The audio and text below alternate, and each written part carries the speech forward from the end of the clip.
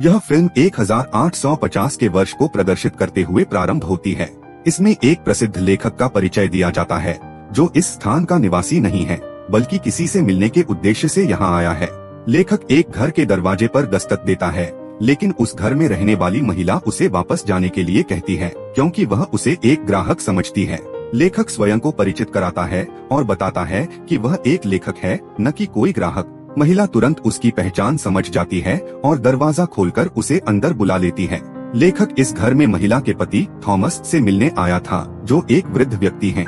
लेखक थॉमस से एक कहानी सुनने की इच्छा रखता है, लेकिन जब वह थॉमस से मिलता है तो थॉमस उसे अपमानित करते हुए कहता है कि क्या वह पागल है जो इतनी दूर से केवल उससे मिलने आया है। लेखक थॉमस की गुस्से को अनदेखा करता है और उसे पैसे की पेशकश करता है, यह कहते हुए कि यदि वह उसे कहानी सुनाए तो वह उसे सभी पैसे दे देगा। यह सुनकर थॉमस इस प्रस्ताव को स्पष्ट रूप से अस्वीकार कर देता है और लेखक को सलाह देता है कि वह सरकारी इतिहास की जांच करे, जहां उसे वह कहानी मिल जाएगी। लेखक थॉमस को बताता है कि वह वास्तविक कहानी सुनना चाहता है, न कि किसी सरकारी दस्तावेज की जांच करना। यह सुनकर थॉमस को लेखक पर क्रोध आता है और वह उसे वहां से जाने के लिए कहता है, यह कहते हुए कि वह कुछ भी नहीं जानता। इस पर लेखक निराश होकर वहां से जाने लगता है, लेकिन थॉमस की पत्नी उसे जाने नहीं देती और उसका रास्ता रोक लेती है। वह लेखक से अपने पति के व्यवहार के लिए माफी मांगती है और कहती है कि थॉमस ने आज तक उस कहानी के बारे में किसी को नहीं बताया, यहाँ तक कि उसे भी नहीं। इसके बाद थॉमस की पत्नी स्वयं थॉमस के पास जाकर उससे अनुरोध करती है कि वह अपनी कहानी सुनाए। अंततः थॉमस अपनी पत्नी के अनुरोध को सुनकर कहानी सुनाने के लिए सहमत हो जाता है। यह भी उल्लेखनीय है कि वे लोग आर्थिक रूप से कमजोर हैं और उन्हें पैसों की आवश्यकता है। इस संदर्भ में थॉमस को यह स्वीकार करना पड़ता है कि वह उस लेखक को अपने पास बुलाता है और उसे बताता है कि वह केवल उतनी ही कहानी सुनाएगा जितनी वह सहन कर सकेगा, क्योंकि यह कोई साधारण बच्चों की कहानी नहीं थी बल्कि एक अत्यंत दुखद कथा थी। थॉमस यह स्पष्ट करता है कि यह उसके जीवन का एक ऐसा घटना थी जिसने उसे बदल दिया। इसके बाद थॉमस अपनी कहानी सुनाना प्रारंभ करता है। यह घटना 1820 के वर्ष की है, जब समुद्र में व्हेल का शिकार किया जाता था। चूंकि व्हेल का तेल अत्यधिक मूल्यवान था, इसलिए इसका शिकार किया जाता था। उस समय कई लोग व्हेल के तेल के व्यापार में संलग्न थे और यह उनके लिए कोई सामान्य कार्य नहीं था, बल्कि लोगों में व्हेल के शिकार और उसके तेल निकालने की एक गहरी लालसा थी। उस समय लोग इस बात पर शर्तें लगाया करते थे कि समुद्र में जाने वाले जहाजों में से कौन सा जहाज अधिक तेल लेकर आएगा। इसी संदर्भ में हमें एक व्यक्ति दिखाई देता है जिसका नाम ओवेन है। ओवेन की एक पत्नी भी थी, जिससे यह स्पष्ट होता है कि वह अपने जीवन में खुश था। ओवेन जिस कंपनी के लिए कार्यरत था, वह भी व्हेल का शिकार करती थी और स्पष्ट है कि यह कंपनी भी तेल प्राप्त करने के लिए ऐसा करती थी। ओवेन कंपनी के प्रमुख से मिलता है, जो उसे बताता है कि इस बार वे समुद्र में व्हेल का शिकार करने के लिए अपना सबसे महंगा जहाज भेजने वाले हैं। वे ओवेन को सूचित करते हैं कि उस जहाज का अधिकारी वह स्वयं होगा। यह सुनकर ओवेन काफी निराश हो जाता है, क्योंकि कंपनी ने उससे वादा किया था कि अगली बार वह ही कप्तान बनेगा, लेकिन उन्होंने अपना वादा पूरा नहीं किया क्योंकि वे किसी अन्य को कप्तान बना रहे थे, जिसका नाम जॉर्ज था। जॉर्ज वास्तव में कंपनी के एक मालिक का बेटा था।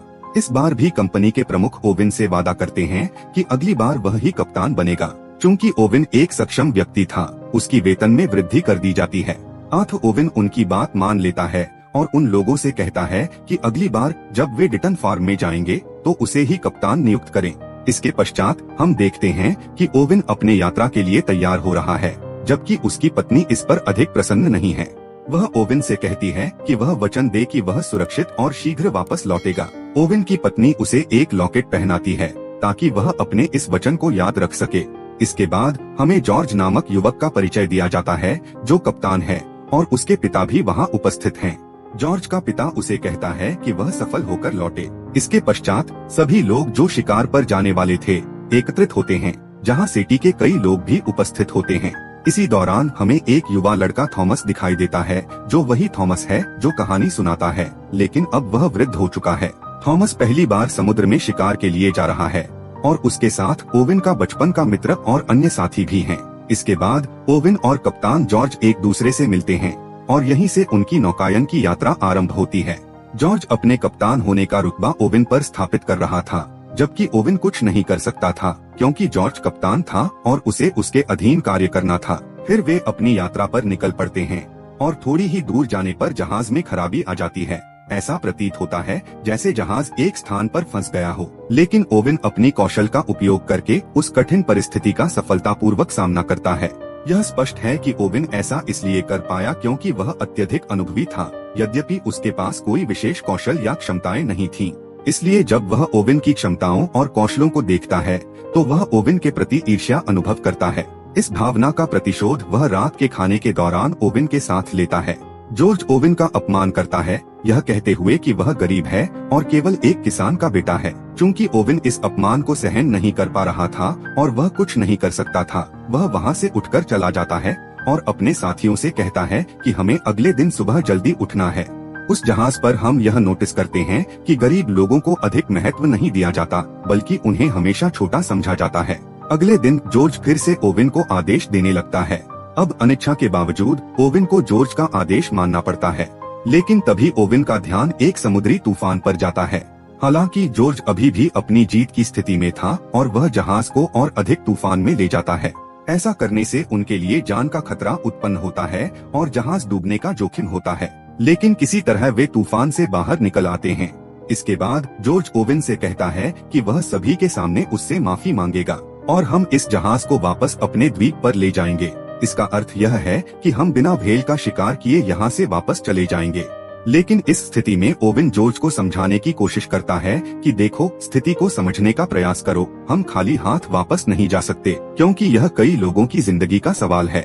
वे लोग हमारा इंतजार कर रहे हैं कि हम तेल लेकर ही लौटेंगे। और इस प्रकार ओवेन जॉर्ज को राजी कर लेता है।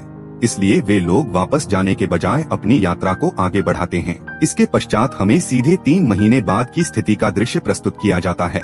पात्र एक ऐसी स्थान पर पहुंचते हैं जहां वे एक व्हेल का शिकार करने का प्रयास करते हैं। चूंकि थॉमस शारीरिक रूप से अपेक्षाकृत छोटा था, ओवेन उसे व्हेल के अंदर भेजने का निर्णय लेता है। इसके बाद शिकार के लिए कई दिन बीत जाते हैं, किंतु उन्हें कोई भी शिकार प्राप्त नहीं होता। स्थिति और भी गंभीर हो जाती है क्योंकि उनके खाद्य सामग्री का भंडार भी समाप्त हो रहा है।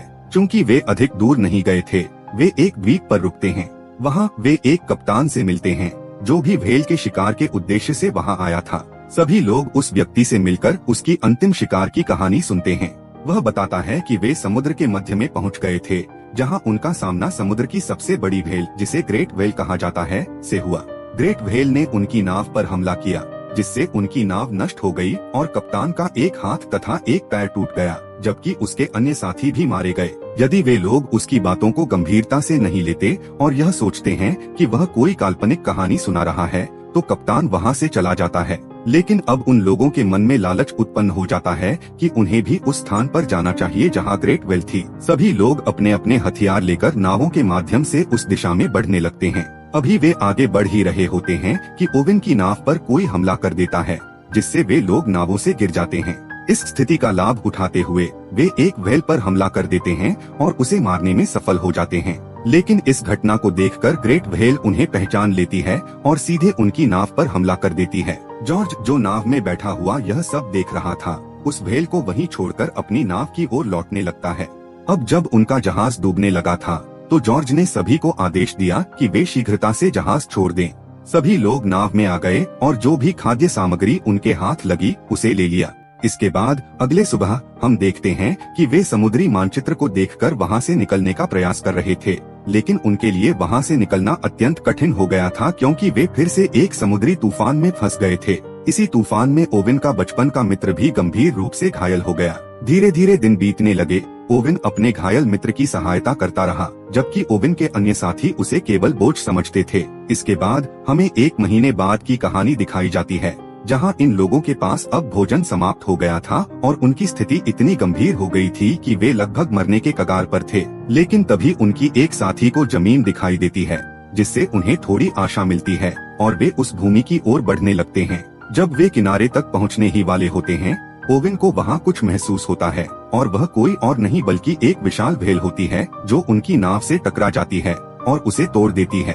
तब वे समुद्र की लहरों के साथ किनारे तक पहुंच जाते हैं और अब उनकी स्थिति किसी जानवर से कम नहीं थी।